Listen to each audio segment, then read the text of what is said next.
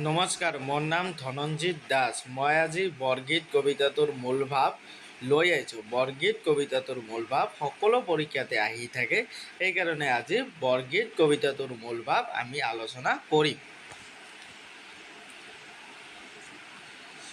বৰগীতৰ মূল ভাৱ। কবিয়ে নিজকে অধম বুলি হৰিস্বৰূপ শ্ৰীকৃষ্ণক এই বিশ্ব ব্ৰহ্মাণ্ড গৰাকী বুলি জ্ঞান কৰি তেওঁৰ শ্ৰীচৰণত শৰণ লৈছে। তেওঁ মানৱৰূপী ভগৱান শ্ৰীকৃষ্ণক কাতৰভাৱে অনুৰোধ কৰিছে যে তেওঁক শ্ৰীকৃষ্ণৰ জীৱনে মৰণে কেতিয়াও নেৰে, কেতিয়াও যেন নেৰে দিলে ভাল হ'ব।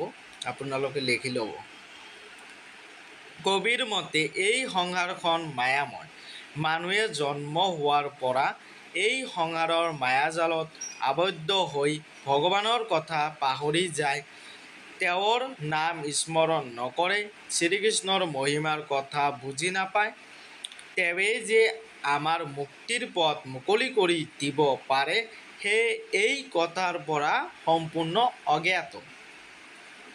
কবিয়ে নিজকে অতি সাধাৰণ ব্যক্তি বুলি ভাবে আৰু শ্ৰীকৃষ্ণৰ মহিমাৰ কথা বুজি নাপায়, আৰু সেয়ে কবিয়ে শ্ৰীকৃষ্ণৰ চৰণত শৰণ লৈ হাতযোৰ কৰি প্ৰাৰ্থনা কৰিছে যে হে প্ৰভু, দয়া কৰি এই সংসাৰৰ মায়ামোহৰ পৰা পৰিত্ৰাণ দিয়া, মোক উদ্ধাৰ কৰা, মুক্তি দিয়া।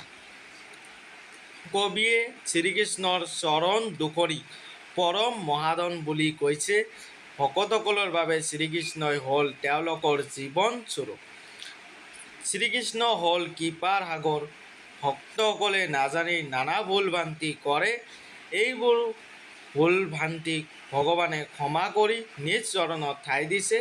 কিন্তু কৃপাৰ সাগৰ স্বৰূপ শ্ৰীকৃষ্ণই ভক্তসকলক ক্ষমা নকৰিলে তেওঁলোকৰ মুক্তি সম্ভৱ নহয়।